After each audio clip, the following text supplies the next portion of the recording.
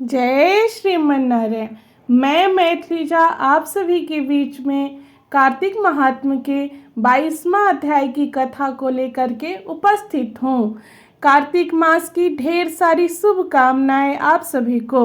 मैं कामना करती हूँ कि आप सभी के घरों में सुख शांति समृद्धि बनी रहे। आइए 22वां अध्याय की कथा को श्रवण करते हैं। गण बोले, एक समय विष्णुदास नित्य कर्म कर रहा था। इसी बीच उसका बनाया हुआ भोजन कोई मनुष्य छिपकर चुरा ले गया। भोजन वहां न देखकर दोबारा भोजन बनाने में देरी होने की आशंका से सायंकाल को पूजा में विघ्न हो जाएगा, उसने भोजन नहीं बनाया। दूसरे दिन फिर रसोई तैयार कर भगवान के भोग की तैयारी की, किंतु भोजन को कोई फिर चुरा कर ले गया। इस प्रकार 7 दिन तक उसको कोई भोजन चुरा कर ले जाता रहा। वह विस्मय करता हुआ अपने मन में विचारने लगा कि यह सन्यासी का स्थान है, इसका त्याग तो करूँगा नहीं, किंतु रसोई बनाऊं तो सायंकाल की पूजा कैसे हो। पाक बनाकर बिना भगवान के भोग धरे भोजन करना वैष्णवों को भी उचित नहीं है। मैं भी 7 दिन से उपवास व्रती हूँ, अतः आज पाक की रक्षा करूँगा।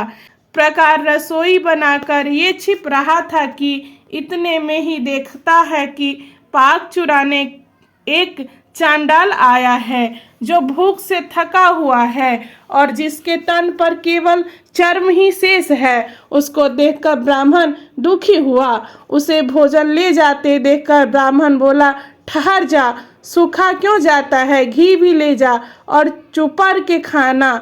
ऐसे कहते हुए भाग कर आते ब्राह्मण को देखकर डर से चांडाल दौड़ा और रास्ते में गिर पड़ा। उसे मूर्छा आ गई। वह ब्राह्मण मूर्छित चंडाल की अपने वस्त्र से हवा करने लगा। जब चंडाल उठकर खड़ा हुआ तो विष्णुदास ने उसे शंख चक्र गदा पद्मधारी नारायण के रूप में देखा। पीतांबरधारी 4 भुजाओं से युक्त, छाती में लक्ष्मी की चिन्ह किरीट पहने हुए और अलसी के फूल के समान प्रकाशमान कौस्तुभ मणि सहित उसे देखा।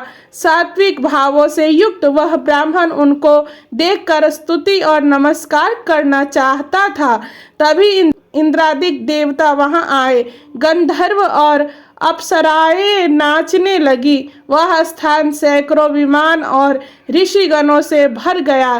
गीत और बाजों का शब्द होने लगा। फिर विष्णु भगवान सात्विक व्रत वाले और अपने भक्त का आलिंगन कर और अपना स्वरूप उसको देखकर वैकुंठ को ले गए। सुंदर विमान में बैठे हुए विष्णु के समीप जाते हुए विष्णु को दीक्षा युक्त चोल राजा ने भी देखा।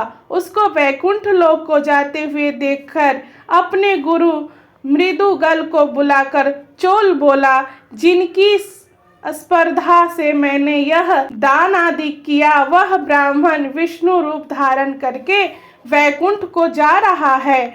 विष्णुदास की भक्ति से ही भगवान ने उसको दर्शन दिया।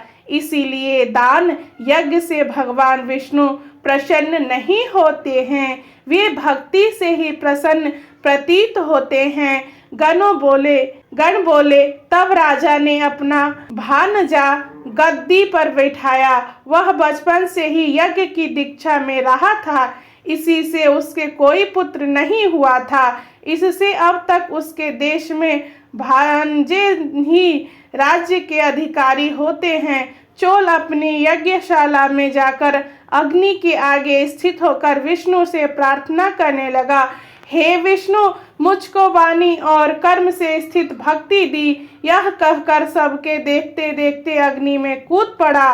मृदुगल ने क्रोध से अपनी शिखा उखाड़ कर उस अग्नि में डाल दी। इसी से उसके गोत्र में मृदुगल शिखाहीन होते हैं। तब अग्नि में प्रकट हुए भक्त वत्सल भगवान ने उसको आलिंगन करके श्रेष्ठ विमान में चढ़ा लिया और अपना स्वरूप देकर उसको सब देवताओं में वैकुंठ को प्रस्थान किया। इस प्रकार जो विष्णुदास है वह पुण्यशील हो गया और जो चौल राज है सो सुशील हो गया। ये समान रूप वाले दोनों भगवान के द्वारपाल बने। जय श्रीमन नारायण। एक विशेष निवेदन आप सभी को बताते हुए मन हर्षित हो रहा है कि आप सबके सहयोग से चल रही पवित्र संस्था YVCT वृंदावन अब 80G और 12A के सर्टिफिकेट के साथ कर मुक्त है। अर्थात अब आप जब भी दान करेंगे तो आपको आपके द्वारा दिए हुए दान के कारण आयकर में विशेष छूट की प्राप्ति होगी। आयकर छूट के लिए आपको अपना आधार कार्ड और पैन कार्ड का साफ फोटो भेजना होगा।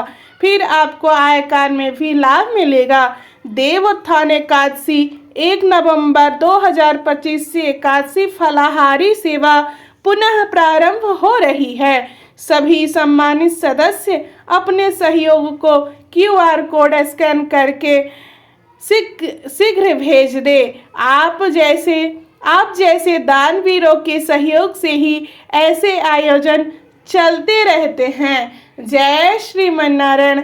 यदि आप सभी को हमारी यह कथा पसंद आई हो तो हमारी YouTube चैनल को सब्सक्राइब कर ले और अपने मित्रों में अवश्य शेयर कर दे और कमेंट में अपनी राय अवश्य दे। जय श्रीमन नारायण।